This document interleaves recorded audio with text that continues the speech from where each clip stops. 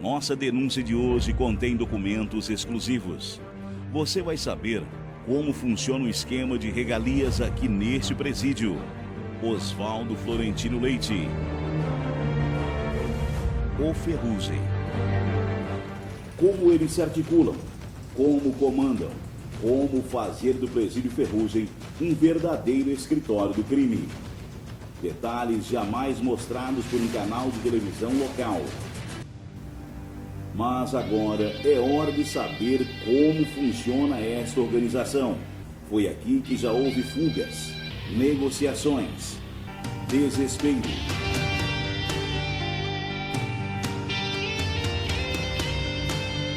E muito quebra-quebra. Esse é o Presídio Ferrugem, que tem capacidade para 360 presos, mas que tem quase 800, uma verdadeira bomba relógio. Você vai ouvir agora como esses agentes tomaram coragem para denunciar fatos que até então estavam apenas atrás dessas paredes. Um dos pontos cruciais dessa relação, que não é aprovado pela maioria dos agentes penitenciários, é justamente a entrada de coisas que não entra para os outros, ou seja, entra para uns que têm dinheiro e não entra para outros que não têm dinheiro. Né? Isso, inclusive, é considerado crime, né, pelo próprio Código Penal. Durante nossa matéria, precisávamos saber mais. Foi onde eu encontrei esse homem, Felipe Guerra, presidente da OAB Sinop. A unidade Ferrugem, ela é verdadeiramente caótica, a exemplo do que acontece com outras unidades prisionais. Mas eu sou obrigado a dizer que a unidade Ferrugem, hoje, ela tem uma situação administrativa tecnicamente confortável, seja em razão do juiz da execução criminal ter uma postura muito bacana, muito humana, que é o Dr. João Manuel Pereira Guerra, e o diretor da unidade, juntamente com o subdiretor, também tem desenvolvido um bom trabalho. Eu confesso que eu recebo essas informações com muito espanto, porque, em princípio, a OAB sempre viu nessas pessoas probidade.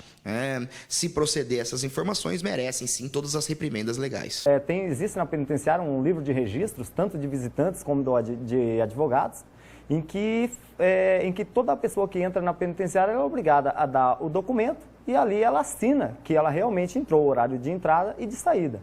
Se você procurar na penitenciária, você vai encontrar nos livros de registro que é rotina as visitas dele para atendimento, para assistência jurídica, né? Ele tem um papel importante no lobby com a quadrilha internacional. No dia depois do atendimento dele, saiu uma portaria minha, né? Teve uma situação na penitenciária em que eu, trabalhando naquele dia, tirando o plantão, eu abordei esse suposto advogado por saber que ele não era e mesmo assim entrou naquele dia com autorização da direção da penitenciária, ele conseguiu entrar na penitenciária. E aí eu, como sabendo que ele não tinha o registro na ordem dos advogados, abordei o mesmo para que ele fosse autuado por exercício ilegal da profissão. Para que se entre numa unidade prisional no estado de Mato Grosso, assim como em outras unidades da federação, é necessário que ou seja advogado, ou seja estagiário devidamente inscrito nos quadros da OAB, portando o documento de identificação e autorização do advogado.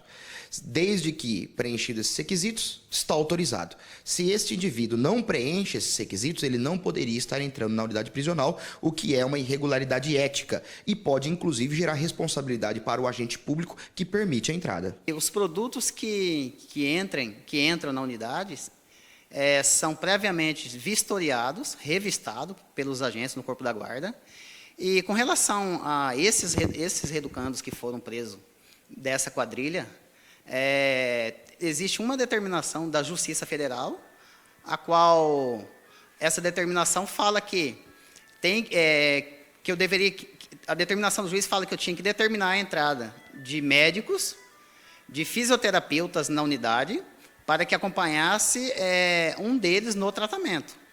Tudo que aconteceu na unidade eram os procedimentos diários, tanto para um quanto para outro reeducando, nem ninguém tratado de forma diferente, ninguém beneficiado com nada. Segundo as informações, há uma pessoa que não tem a OAB, a carteira da Ordem dos Advogados do Brasil, ele não é advogado e, segundo denunciantes, eles falam que essa pessoa tem um trânsito livre dentro do presídio Ferrugem, Florentino Leite Ferrugem, principalmente com essa quadrilha que foi presa em Sinop, essa quadrilha internacional. É do seu conhecimento ou não? Funciona assim, Tony. Com relação a essa situação, quando o bacharel em Direito, ele vem por requisição do advogado para colher assinatura de documentos, que não é, eu deixo bem claro que não é nenhum trabalho jurídico, porque vem esse requerimento por parte do advogado, eu vou ler e vou deferir ou não.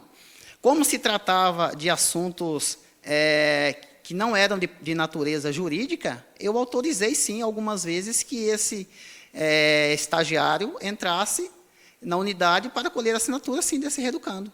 Ele continua com esse mesmo procedimento até hoje, ô Pedro? Sim, às vezes continua assim. Eu estava conversando, nós estávamos conversando com o governo com relação à minha saída, mas não por conta dessas denúncias ou por causa daquilo, porque são denúncias infundáveis e todas justificadas. Eu tenho a intenção de sair, sim. Estou pensando em sair da direção da unidade, porque eu já estou como diretor da unidade penitenciária de Sinop há 3 anos, estou como diretor num total de 9 anos, e eu acho que é o momento de eu descansar um pouco de gestão. Segundo o denunciante, a situação se agravou depois que a Polícia Federal realizou a prisão de uma quadrilha internacional em Sinop, com aviões no aeroporto local, sendo encontrado 13 milhões em espécie. O diretor baixa uma portaria transferindo o agente Rony para o anexo feminino e, na mesma portaria, transfere também o agente Divino. Contra o agente Rony, o diretor registra um boletim de ocorrência. Eu compunha o plantão que o colega se manifestou contra o absurdo de encostar uma caminhonete na porta da penitenciária. Uma caminhonete? Uma caminhonete de mercadorias não habituais aos presos, e o colega se manifestou contra, sofreu represárias. O chefe de equipe que defendeu esse colega também foi exonerado do cargo recentemente. A situação dessa caminhonete é mentira, Pedro? Sim, é mentira. É mentira. Não houve a situação dessa caminhonete, em momento nenhum. No momento hoje em que você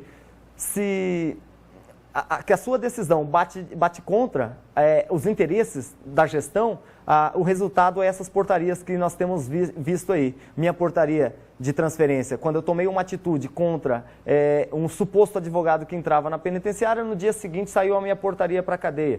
Em documentos que eu tenho, inclusive dele, assinado por ele, onde disse que ele não ia fazer determinados trabalhos, e fora ele falando que não ia trabalhar, que não ia fazer determinados procedimentos na unidade, ele ficava incitando os demais a não fazer. Então, se eu ficar com uma pessoa dessa, que fica dizendo para os demais não fazer isso ou não fazer aquilo, a única coisa que eu fiz foi informar a secretaria, e a Secretaria de Estado de Justiça e Direitos Humanos, que achou por bem, que achou viável, remover esse servidor dessa unidade. E tem outros exemplos, temos outros exemplos de outros servidores que também foram, depois de tomar atitudes contra esse modelo de gestão, no dia seguinte foram exonerados do cargo de chefe de plantão, foram exonerados do cargo de segurança e disciplina, justamente porque as ideias não vão de encontro com os interesses pessoais da atual gestão.